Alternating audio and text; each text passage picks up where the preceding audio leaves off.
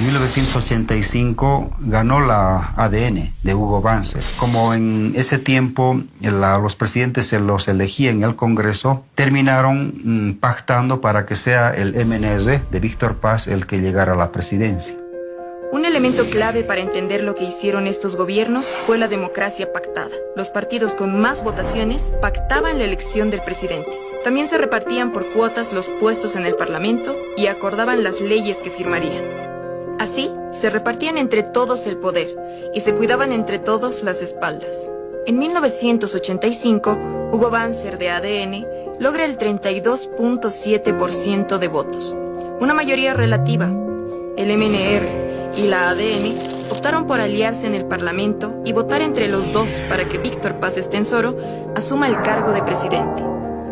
Este pacto fue llamado el Pacto por la Democracia, con el que apoyaron el Decreto Supremo 21060, que dictó el despido de miles de trabajadores mineros.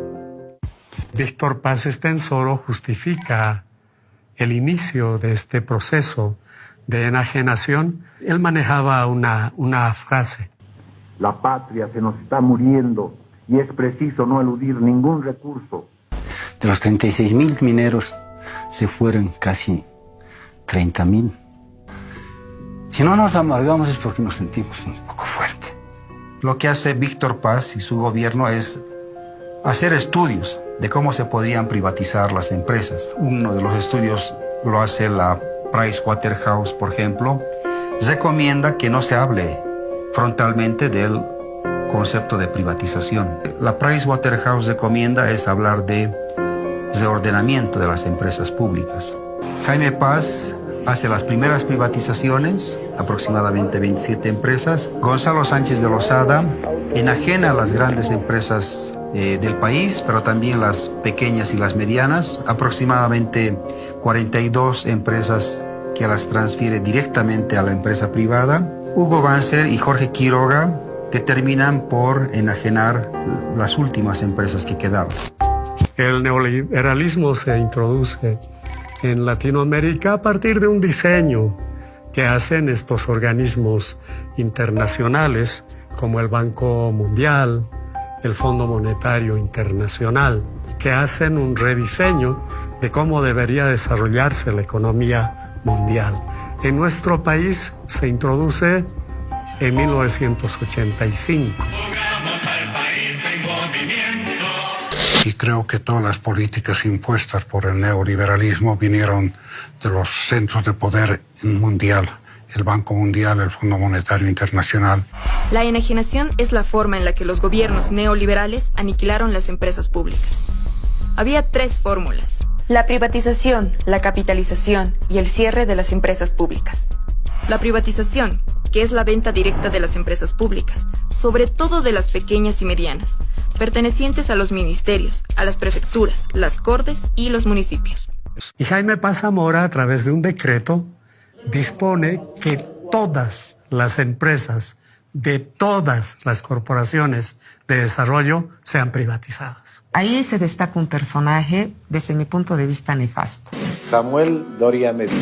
Y él decía hay que aplicar la política bonsai al Estado boliviano. La técnica bonsai, así la llamó Doria Medina, es una alegoría, como si las empresas del país se trataran de una planta. Dejarlas chiquitas para que por sí mismas dejen de funcionar. Asfixiarlas, cortarles todo, las inversiones, los gastos corrientes, las prestaciones, los salarios. Su explicación pareciera tan técnica, pero sus consecuencias fueron desastrosas. En el caso de Tarija, se ha considerado la privatización de la fábrica de cemento El Puente. En el caso de Chuquisaca, la privatización de Fancesa. En el caso de Potosí, la privatización de la línea aérea imperial. En Cochabamba se privatizó un servicio básico, el servicio del agua. En el caso de la fábrica de hilandería de Santa Cruz, es una empresa en la que el Estado gastó $70 millones, pero para su venta la pusieron en $7 millones. Pero no la venden en 7 millones, sino en $4 millones, es decir, por debajo de su valor referencial de venta. En Pando, la privatización de la fábrica de cerámica roja. En el Beni, la privatización de la empresa nacional de la castaña. Y en La Paz, la privatización de la fábrica de vidrio nacional denominada Fambi Plant. En el caso de Oruro, la privatización de la terminal de buses como del hotel terminal. En esta investigación se ha tomado un caso específico. Las 2 PIL más grandes fueron vendidas en paquete a una empresa peruana. Estas empresas valían casi 13 millones de dólares. Gloria consigue comprarlas en 8 millones. El gobierno de Jaime Paz privatizó 28 empresas públicas. Si contamos las empresas que fueron cerradas, el número sube a 45. Así comenzó en forma el proceso de privatización de las empresas públicas. En 1993, el GONI vuelve a postularse por el MNR. Para ganar las elecciones en el Parlamento, se alió con la UCS y el MBL. Juntos elaboraron un plan para vender las empresas públicas más grandes del país, las estratégicas. A este plan lo llamaron capitalización. La estrategia comunicacional que utiliza Gonzalo Sánchez de Lozada es la misma para todas las capitalizadas. Sostiene de que las empresas a enajenarse son empresas deficitarias, corruptas e ineficientes. Bueno, YPFB ha sido y es la empresa estatal más importante del país. Yacimientos manejaba toda la cadena productiva, exploración, explotación, comercialización, transporte y almacenamiento. Bueno, yo trabajaba en la refinería Gualberto Villarroel y se dio el proceso en las refinerías no de capitalización, sino fue una ajenación, fue una venta de las refinerías a la empresa privada. En este caso fue Petrobras la que compró las 2 refinerías más grandes de Bolivia. Muchos compañeros que eran, me imagino que del MNR, eran optimistas, ¿no? Decía que la capitalización iba a salvar realmente a YPFB. La capitalización de YPFB fue especialmente desastrosa. YPFB era la empresa que sostenía al Estado boliviano, aportando la mitad de los ingresos nacionales. Ahora, las empresas extranjeras aportarían apenas un 18% en regalías, con cada vez menos ingresos para Bolivia. Después de esto, el Estado se quedó sin plata. Las consecuencias de todo esto las veríamos unos años después. El YOI fue creada el año 1925 y el principal rol que cumplía el YOI era de integración. Inicialmente vinculando las rutas internas y con posterioridad el establecer un vínculo entre el país y el exterior. Antes de su capitalización tenía un valor de mercado de 90 millones de dólares, sin considerar el valor de sus intangibles, que según las consultorías que se contrataron en ese tiempo era de aproximadamente 30 millones de dólares. Es decir, una empresa que costaba aproximadamente 120 millones de dólares. Y establecieron que el valor en libros de esta empresa era 23 millones de dólares.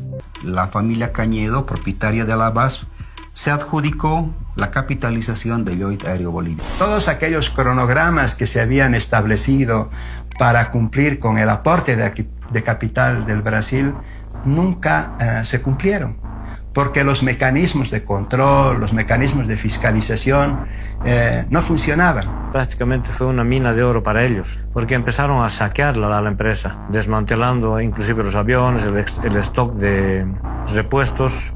Ellos no han sido capaces de poner un tornillo. Además de capitalizar 5 empresas estratégicas de Bolivia, ENDE, Entel, ENFE, LAB y YPFB, el GONI logró vender otras 42 empresas bolivianas.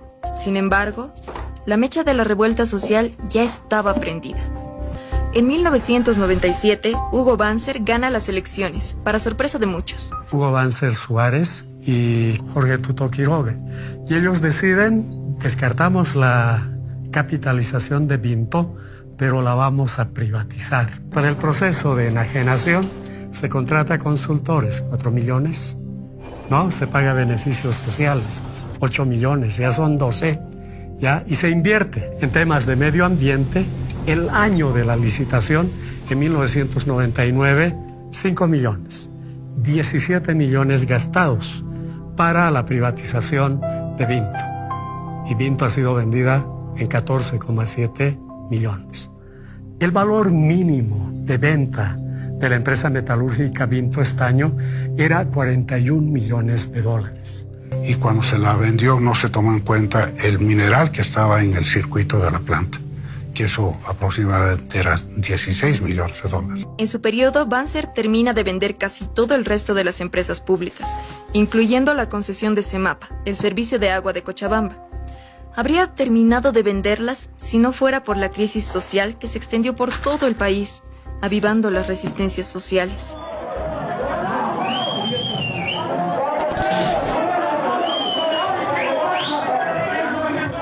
El año 99, en octubre en realidad, el gobierno determina, por presiones del Banco Mundial, sujeto a un chantaje, como siempre, de este organismo financiero internacional, de dar un préstamo a cambio de, en este caso, la privatización del agua.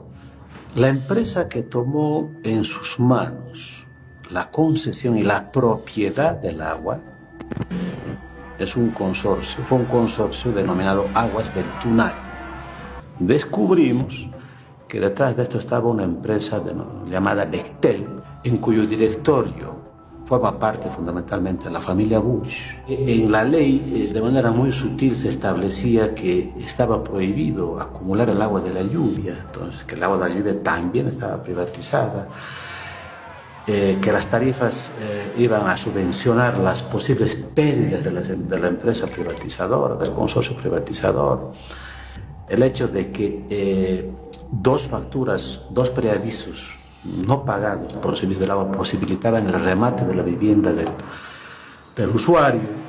Entonces se conformó la Coordinadora de Defensa del Agua y la Vida como un primer paso de establecer una gigantesca coalición donde prácticamente estaban todos los sectores. Yo diría desde los dueños de los hoteles más lujosos en Cochabamba, porque les afectaba la problemática del agua, hasta los vendedores ambulantes, como también los hermanos cocaleros, ¿no? Fueron un referente de valentía, de organización y de firmeza en su lucha aquí en la guerra del agua.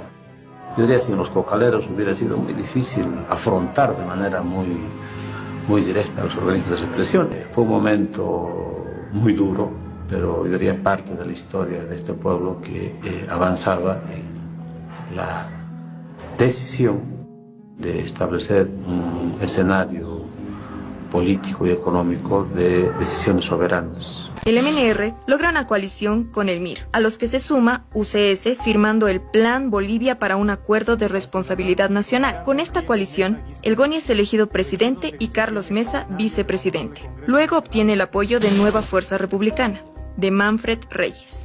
Cuando vuelve Gonzalo Sánchez de Lozada al gobierno, y la verdad es que el país no tenía dinero ni para pagar sueldos, ni para pagar aguinaldos.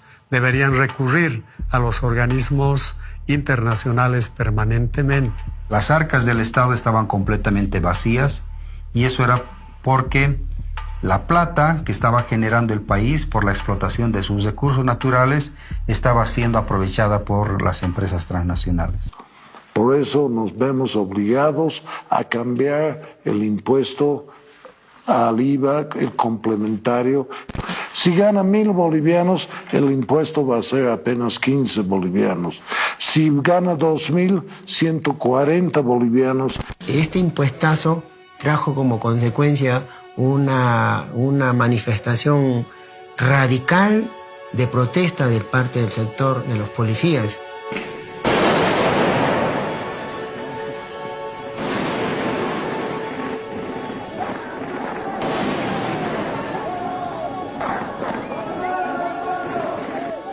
Hay un enfrentamiento en la Plaza Murillo entre policías y soldados y el ejército, ¿no? El ejército que respaldaba a Gonzalo Sánchez Lozada y los policías que estaban reclamando que se les elimine ese impuestazo, ¿no?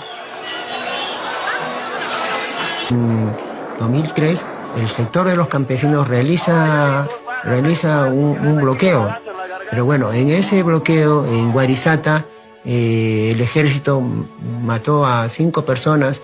Esta masacre de Guarizata prácticamente era el prolegómeno, ¿no? El inicio de la guerra del gas. Pretenden sacar el gas por Chile a México y a Estados Unidos.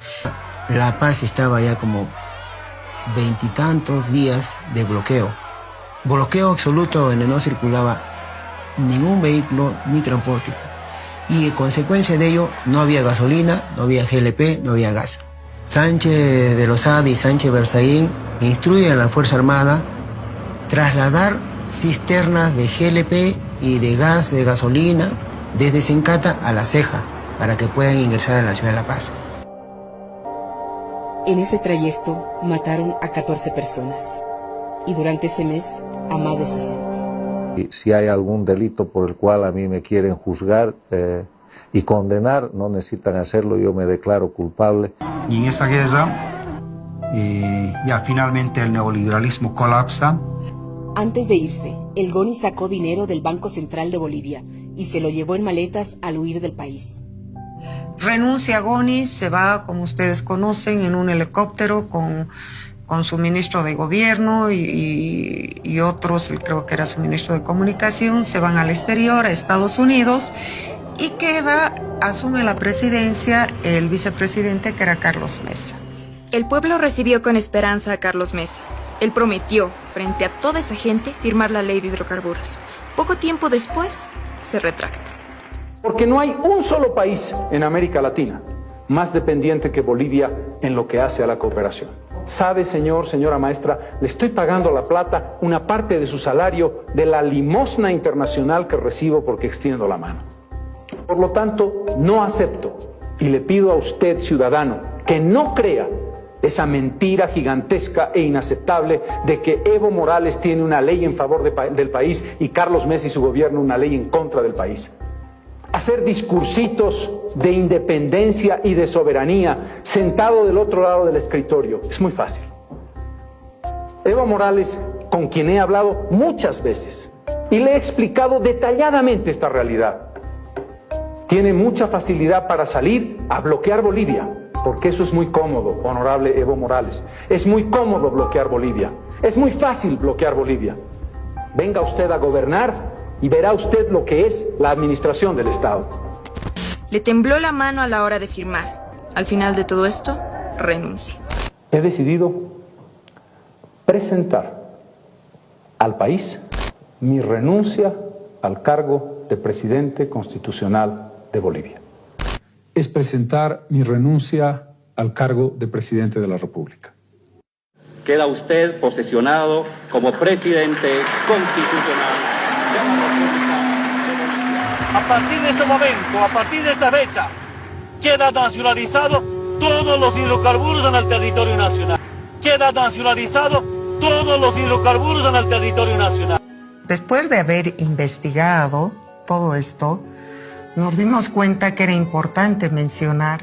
Habían nombres y apellidos que se repetían, nos sonaban que ya los habíamos visto en otro proceso y como aquí se repiten. La participación de empresarios privados en la política nacional, como ministros, como viceministros. Hay varios casos, digamos, en los que viendo estas redes podemos identificar que se ha consolidado unos grupos empresariales muy fuertes, muy poderosos económicamente hablando.